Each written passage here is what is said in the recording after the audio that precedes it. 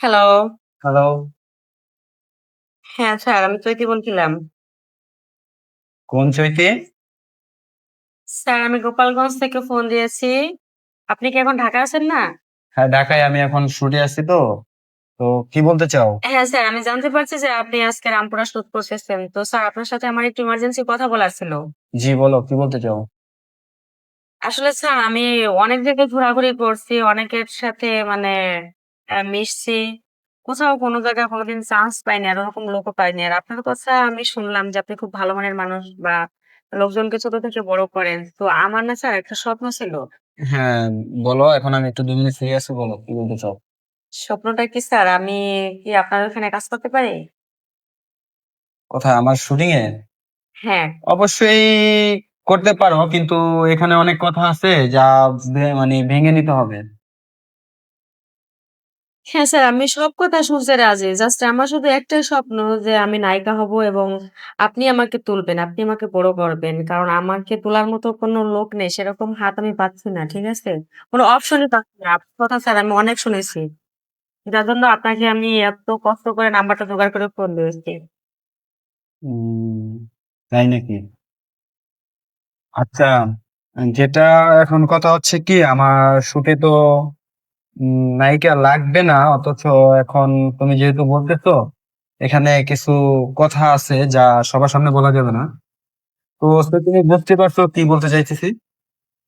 Sir আসলে আমি গ্রামের মেয়ে তো অতটা বুঝি না। যদি আপনি আমাকে বোঝায় বলতেন তাহলে মনে হয় বিষয়টা ভালো হতো। কারণ আপনারা শিক্ষিত, আপনারা শহরে থাকেন। আপনারা বড়, বড় লোকের সাথে চলেন। আমি সাধারণ মানে গ্রামের মেয়ে। আমি গাইয়া, আমি তেমন কিছু বুঝি না। আপনি আমাকে একটু বুঝায় বলেন স্যার প্লিজ। অ্যাকচুয়ালি আমরা যে শুটটা করি এখানে, আমাদের চলচ্চিত্র জগতে মানে অনেক টাকা খরচ করতে হয়। হ্যাঁ, সেটা তুমি সেটা ভালো আমি করে জানো। জানি। আমাদের লাখ লাখ টাকা চলে যায়। তো ক্যামেরাম্যান আছে, লাইটম্যান আছে, সবাইকে বিল দিতে হয়। হ্যাঁ। তো সেই বিলটা কিন্তু আমরা নিজের থেকে দিই না, যারা আর্টিস্ট হচ্ছে তারাই দেয়। কিন্তু স্যার আমি তো গরিবের মেয়ে। আমার তো ওরকম সামর্থ্য নাই। আপনি যদি আমাকে একটু হেল্প করতেন তাহলে মনে হয় গরিবের আমার মেয়ে, ভবিষ্যৎটা পাল্টাতেন। শোনো শোনো, তুমি যদি গরিবের মেয়ে হও, ঠিক আছে, তাহলে তো আমার কিছু করার নাই। স্বপ্ন আমার না, স্বপ্ন তোমার।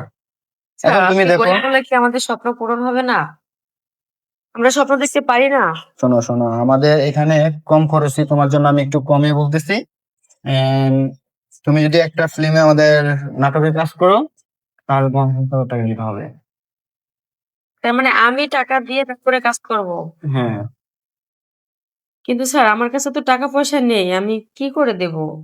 এই না, আমি তো জাস্ট আপনার কাছে দয়া চাওয়ার জন্যই আপনাকে ফোনটা দিয়েছি। এরকম আমাকে অনেকে বলছে 20,000 দাও, 50,000 দাও, 1,00,000 দাও। তো এই কিন্তু সত্য কথা বলতে কি স্যার আমাদের নুন আনতে পান্তা ফুরায়। 10,000 কেন? আপনি যদি বলেন না, আমি ৳10 দিতে পারব না। আপনি চাইলে এখন যদি আমাকে বলেন, আমাকে আর আপনার ভাড়ার টাকা দিয়ে ঢাকা শহর নিতে হবে। কারণ আমার কাছে ভাড়ার টাকাটা পর্যন্ত নাই। আপনি বুঝতে পারছেন। আমি তো অত কিছু শুনতে চাই না, তাহলে ফোন রাখো আর এখানে কোনো না, না কথা স্যার, বলবো স্যার না। ফোনটা কাটবেন না প্লিজ। আমি অনেক আশা করে আপনাকে ফোন দিছি। স্যার এরকম করবেন না। আমার স্বপ্নটা ভেঙে যাবে স্যার।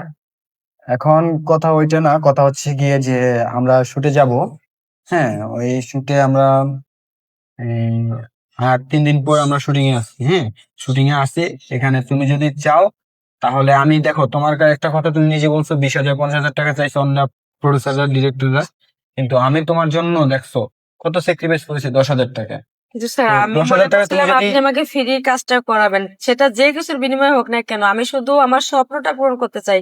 আপনি আমাকে যা বলবেন আমি তাই শুনবো স্যার। তুমি তো আর সেলিব্রিটি না যে তোমাকে আমি ফ্রি ক্লাস করাবো। স্যার সেলিব্রিটি যদিও না কিন্তু আশা তো আছে একদিন হব আর সেটা আপনাদের মাধ্যমেই হব। সেই চান্সটা যদি আপনারা আমাদেরকে না দেন আমরা তো গ্রামেই থেকে যাব। আমাদের ভিতরে প্রতিভাটা কখনোই আপনারা তুলে ধরতে চান না। এরকম অনেকেই বলে, অনেকেই সেলিব্রিটি। ঠিক আছে, প্রথমে বলে যে স্যার আপনারা আমাদেরকে আমি সেলিব্রিটি হলে আপনার দ্বারা আপনার সব কাজ করে দেবো, আপনার সব কথা শুনবো। এগুলো অনেকেই বলে, এগুলো ফাঁকিবাজি। এগুলো আমাদের সাথে এখন আর চলে না। আচ্ছা বলতেছিলাম কি ৮-১০টা মেয়ের মতো আমি না। আমি খুবই সহজ সরল মনের একটা মেয়ে। আমার মন মানসিকতা অন্যরকম। আপনি চাইলে সারা জীবন আমাকে দিয়ে কাজ করাইতে পারবেন এবং আপনার সব কথা আমি শুনবো স্যার।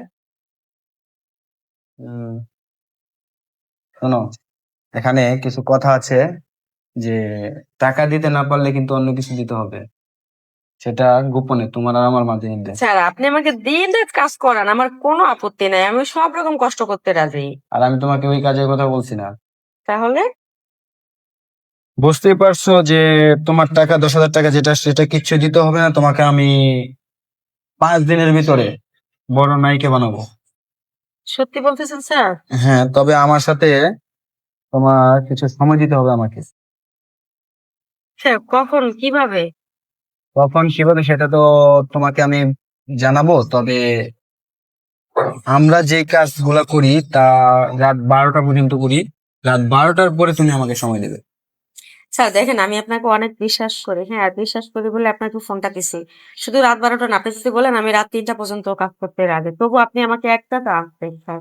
ওকে, চান্স দেবো, কিন্তু ওই যে বললাম না, রাত 12টার পরে তুমি আর আমি শুধু একটা একা কাজ করবো। আচ্ছা, আমি মনে করি আপনি বাঁচলে আমি বাঁচবো। আমার কোনো ভয় আমি করতেছি না। আর আপনি যেটা বললেন আমি সেটাই করব।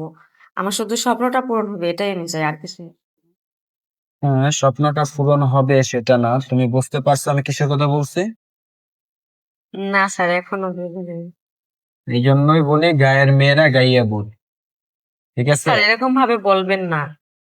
ভাই, তোমাকে দিয়ে হবে না, তুমি ফোন রাখো। না, না, না স্যার, আমি জাস্ট একটাবার শুধু চান্স চাচ্ছি স্যার। আপনি যদি দয়া না করেন আমার মনে হয় না আমি আর কোথাও কার কাছে যেয়ে এই জায়গাটা নিতে পারবো বা কথা বলতে পারবো। কারণ আপনি আমার সাথে ৫ মিনিট ১০ মিনিট কথা বললেন। অন্যান্য প্রোডিউসার আছে যারা আমার ফোনটা রিসিভ করে বলে চিনি না, কথা বলে না সাধারণ। অনেক কষ্ট হয় আমার। যাই হোক, ঠিক আছে, তোমার কথা আমি রাখতে পারি একটা শর্ত। সেটা হচ্ছে তুমি আমার সাথে রাত 12টার পর রাত্রি বেড শেয়ার করবা, আমার সাথে ঘুমাবা, আমার সাথে একটু আদর যত্ন করবা, আমার একটু খেয়াল স্যার রাখবা। আমি আপনার সমস্ত সেবা যত্ন করতে রাজি। শুধু আপনি আমার একবার আসতে বলেন। ঠিক আছে, তুমি আমার খেয়াল রাখলেই চলবে। খেয়ালের ভিতরে কিছু মজা টজা দিতে হবে কিন্তু। আচ্ছা, আমি আপনার সমস্ত কথায় রাজি। তো আমি শুটিং এ কবে আসতেছি? এই তো আগামী 25 তারিখ আমাদের শুটিং আছে তো। আজকে তো আর 3 দিন শুট করবো। এই শুটিং এ তো তোমাকে কাজে দেওয়া যাচ্ছে না, এটা নর্মাল শুট হচ্ছে। 25 তারিখে গিয়ে তোমার হাই কোয়ালিটি একটা নাটক আসতেছে ধারাবাহিক। ওই নাটকে তুমি মেইন নায়িকা হিসেবে যদি তুমি আমার সাথে বেড শেয়ার করো। ঠিক আছে, আমি আপনার সব কথা মেনে নিলাম। তার মানে আমি নায়িকা হতে যাচ্ছি, তাই তো? নায়িকা হতে যাচ্ছ তুমি, আমারও নায়িকা তুমি, সেলিব্রিটি বানিয়ে দিই আমারও নায়িকা। ধন্যবাদ স্যার, আপনি আমাকে এত বড় একটা সুযোগ দেওয়ার জন্য। তবে একটা কথা বলি স্যার, এই কথাটা কিন্তু আপনি কারোর সাথে শেয়ার করতে পারবেন না। অবশ্যই আমি কারোর সাথে বলবো না, তুমি বললো তুমি, তোমার ইচ্ছা, তুমি যদি কাউকে বলো তাহলে বলতে পারো। না, না স্যার, আমি কোনোদিনও এই কথা কাউকে বলবো না। কারণ সে শুধু আপনার আর আমার মাঝেই থাকে। তবে এই রাত 12টা যে বেড শেয়ার করবো আমার কাছে কিছু, আমি কিন্তু ক্যামেরার সামনে ভিডিও কেন? দুদিকে থাকবে, তুমি আমাকে প্রায় সময় মজা নেবে, নেটওয়ার্ক সঙ্গে খেলে নেবে।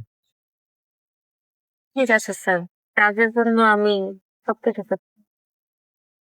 তাদের জন্য সবচেয়ে রাজি। তোমার দেখছি তুমি, আমি তো দেখি নাই, তোমার ছবি পাঠিয়েছো তো। আচ্ছা স্যার, কালকে আমি আপনাকে আমার ছেলেগুলো দিয়ে দেবো, ইনশাল্লাহ পছন্দ হবে। পছন্দ হবে, ঠিক আছে, তোমার ড্রেস ছাড়া আনড্রেসে এটা ছবি দিতে হয়। স্যার আপাতত আমি জিনিস পরে থাকবো, বাসে থাকবো। না, এখন একটা আনড্রেস দিতে হবে, কারণ আমার তো ড্রেসটা হবে, পছন্দ হতে হবে তোমার জিনিস সব ঠিক আছে কিনা। ঠিক আছে, আপনি যখন বলবেন আমি কালকে করে পাঠিয়ে দেবো। তবে একটা কথা, কারোর কাছে কিন্তু এই ছবিটা আপনি দিতে পারবেন না। না, কারো কাছে দেবো না, শুধু আমার কাছে থাকবে।